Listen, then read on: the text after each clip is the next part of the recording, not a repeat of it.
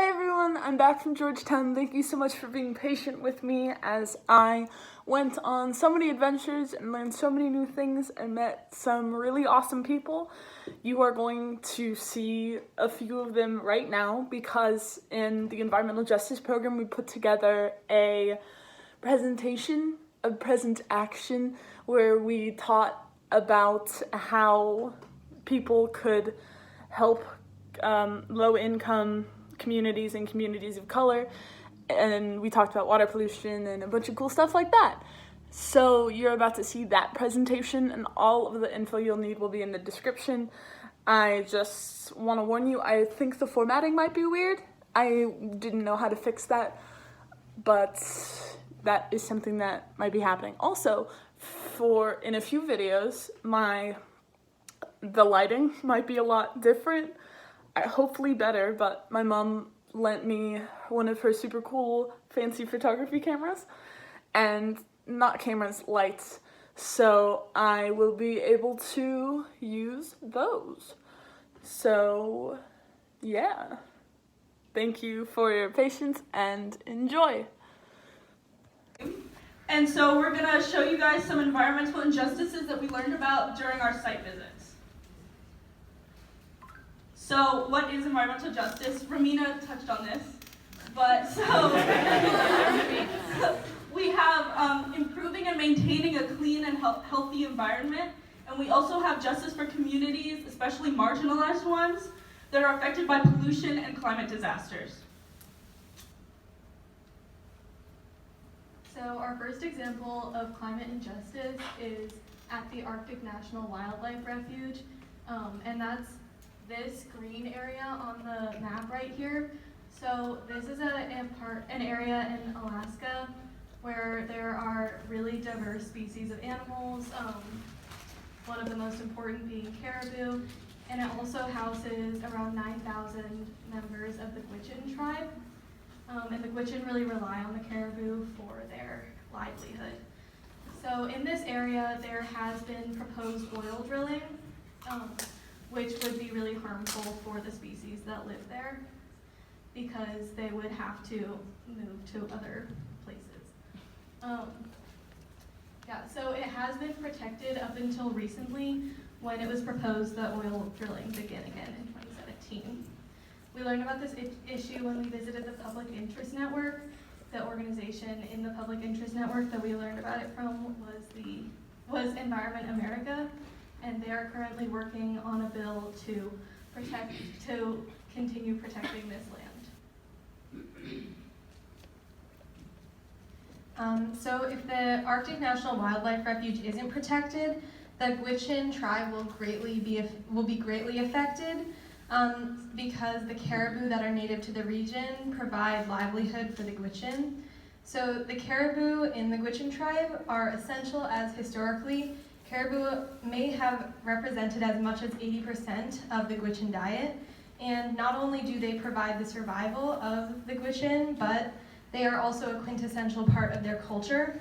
So the Gwich'in view themselves as guardians of the caribou, and they also believe that they are spiritually intertwined with the caribou, which is why the drilling's effects for driving the caribou out of the region will be detrimental to Gwich'in culture. So because of this, the Gwich'in have led strong political efforts against the US government to stop expansion of drilling in the Arctic National Wildlife Refuge, especially through lobbying and testifying here in DC. This fight, like Gracie said, has been taking place since the 80s, but the Gwich'in actually say that they're not only environmentalists, they're also human rights advocates because they're advocating for the preservation of their culture. Additionally, citizens of this town called Old Crow, a Gwich'in town in the refuge near the Canadian border, are now, along with these political efforts, building a solar array to power the town and lead the path for sustainability for the Gwich'in. All right, so now we have policy. So the protection of this area first started with Eisenhower in 1960, where he set aside 8,900,000 acres of land to the Arctic Wildlife Range. Then in 1980, under the Alaska National Interest Lands and Conservation Act, Jimmy Carter set aside even more land and created what we know as the Arctic National Wildlife Refuge. So now in today's times, as a part of a Republican tax bill proposed by Donald Trump, it has opened up 1.5 million acres of the Arctic Refuge for oil development and drilling. This is being fought through the Coastal Cultural and Plain Protection Act, or HR 1146, and the Gwich'in people are a big part of this. This month, the act is going to be voted on by the House, and you can contact your local representatives about voting yes to HR 1146 and tell them why it's important that we protect this amazing land. And this is also not just happening in the Arctic Refuge. Cases like this affect people all over the United States, especially in the rural United States. So in places like Texas, Ohio, New Mexico, Utah, Pennsylvania, Colorado, and more. So on our second site visit, we got to take a boat ride on the Anacostia River and learn about the environmental issues that the community and the river are facing. So historically, this river was used as a trade network and surrounded by wetlands that had diverse wildlife and food sources to support the community. But when the population grew in the 1800s, the river was filled with raw sewage and actually brought an outbreak of malaria to the area. So the Corps of Engineering destroyed the wetlands in an attempt to get rid of malaria and create new parks, but it actually made the malaria problem worse, and they only succeeded in filling the river with sediment. So the sewage and sediment issues actually remain today, especially thanks to the DC sewage system, which is a combined wastewater and stormwater system. So when we have something that happened last Monday, like the flash flooding, the system actually overflows and pours raw sewage into the river, filling it with bacteria that actually makes it unswimmable. There's also 6 toxic hotspots surrounding the river that have historically dumped toxins into it, and this has made the fish inedible, so the community can't really interact with the river at all. And this is where intersectionality enters the conversation and racial and environmental justice intersect. So Anacostia is an area of the city of DC, but it's geographically separated from the river. So it's often left out of discussions about DC and its future. And the community is 94.63% African American according to a 2016 census. And concerns of citizens have, such as children being exposed to toxins in the water when they play and swim in it, and the inability to get a livelihood from this river have been largely ignored by legislators. And unfortunately, this is not an isolated case or an isolated issue, and the majority of climate justice and climate injustice the brunt generally falls on marginalized communities, and they have to deal with most of the consequences. And this mirrors the case of Flint, Michigan that we talked about, where another largely African-American community faced extreme water problems, went to their legislators, and were largely ignored, and the people had to become the activists. In the case of Anacostia, organizations like the Anacostia River Keepers have been doing the majority of action in the Anacostia cleanups, because although there is some legislative action now, it's very slow moving, and the people who are living there and the kids who are growing up there need something now. So what are the river keepers doing? Their main goal is to make Anacostia fishable and swimmable by 2032, and a big way that they're going to achieve that is through promoting interaction with the river to the community around it. So they have a lot of events, and this is really special, especially for locals in DC, because they're funded and they have things like free boat rides, kayaking events, fishing events. They have public docks that they installed so that more people would go. They have trash cleanups that clean up thousands of litter annually. And another side is cleanup of the river itself. So they test water samples, and they found that for microplastics, 400 to 500 pieces are in every liter of water, and it's very contaminated. They also have grad students come help test river samples, and they sort trash so that they have more data that they can bring to the government. They collect rainwater to dilute and control stormwater runoff, and they have a plan to dredge the toxic sediment in the river. So to dredge it, they use these machines to take out the sediment that has the toxins in it, and then it's a long process because it's unclear of how it would flow down and where it would go to, but it's definitely a long-term way to deal with the toxic hotspots. And they do this a lot on the policy side, and it's really important to bring power to a community where it doesn't have as much power. So we've told you a lot about some of the injustices we learned about. All week we heard from policymakers, lawyers, activists, and I just wanted to share that before I came to this program, I knew that I was concerned about climate change. I knew it was an issue.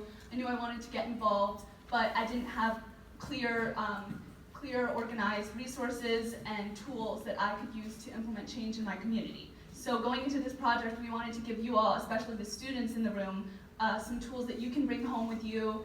If you're ever feeling worried or concerned about the climate crisis, you can turn to this resource that Cody's going to talk about. So we have compiled two 40-page guides to environmental action and bringing it into your communities. We have one that goes state by state, so you can find your state and the environmental organizations in it and the climate petitions so that it can be the most environmentally possible it can be. The other one is just talking about every environmental question you might have had and been too embarrassed to ask, or you could talk about how to bring climate crisis to your high school and to your college.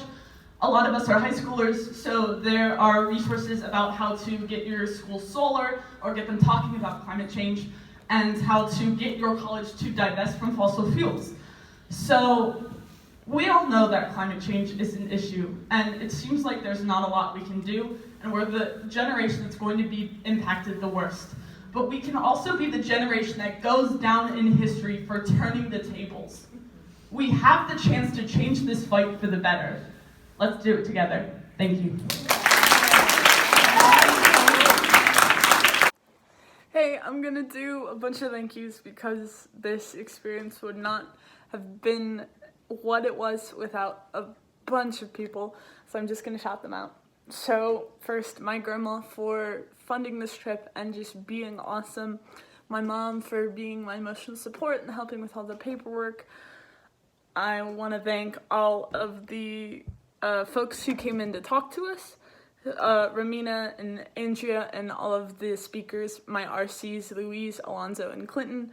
I want to thank the Earth Team team, Pat, Maya, Clara, Zoe, Fiona, Maddie, Sarah, and Gracie. I'm so happy that we are all working together to save the world, and I'm so proud to know you all. Pat, especially, thank you for imparting your knowledge on all of us as our mentor. I really appreciate it.